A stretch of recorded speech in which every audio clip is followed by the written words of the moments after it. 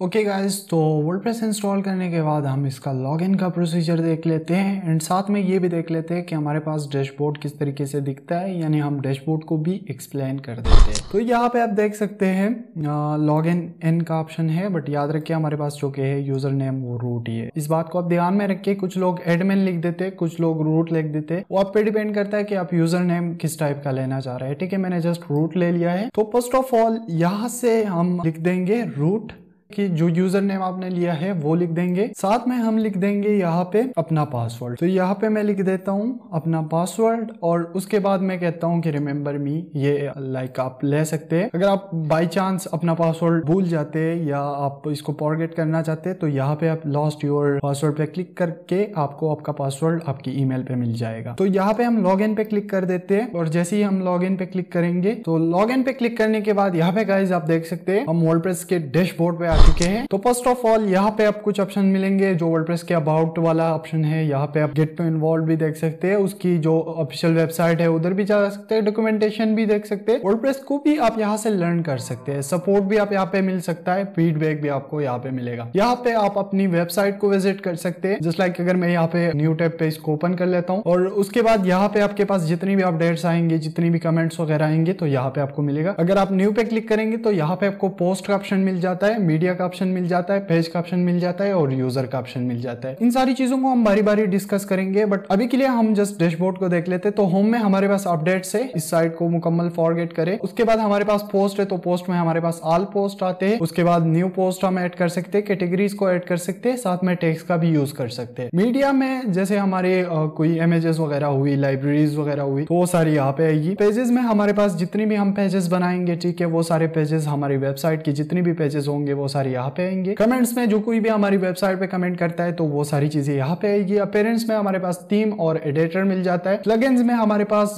Different type के plugins मिल जाते हैं जिससे हम अपनी सिक्योरिटी इंप्रूव कर सकते हैं, अपने वेबसाइट को अच्छी तरीके से इंप्रूव कर सकते हैं। यूजर्स में आपको यहाँ पे यूजर मिल जाएगी, आप यानी आपका जो रूट है, जो यूजर है, जो प्रोफाइल है, आपको वो सारी चीजें मिल जाएगी। टूल में आपको यहाँ पे काफी सारे टूल्स मिल जाते हैं। उसके अलावा आपको सेटिंग्स है, तो सेटिंग्स में आपको काफी सारी वर्डप्रेस की सेटिंग्स मिल जाती है। उसके बाद अगर आप ये कोलैप्स मेन्यू है कि अगर यहाँ से आपका हाइड हो चुका है तो ये जो प्ले वाला बटन है आप इस पे क्लिक करके वापस से अनहाइड कर सकते हैं। तो ये है हमारा डैशबोर्ड। और अगर हम उस साइड वाली जो हमने न्यू टैब में ओपन किया था उस पे हम आके देखेंगे तो यहाँ पे आप देख सकते हैं उसने हमें एक सिंपल सा पेज दिया हुआ है जिसमें हमारा ब्लॉग वगैरह रिलेटेड सारी चीजें, तो ये सारी चीजें हमारे पास डैशबोर्ड में आ जाती है।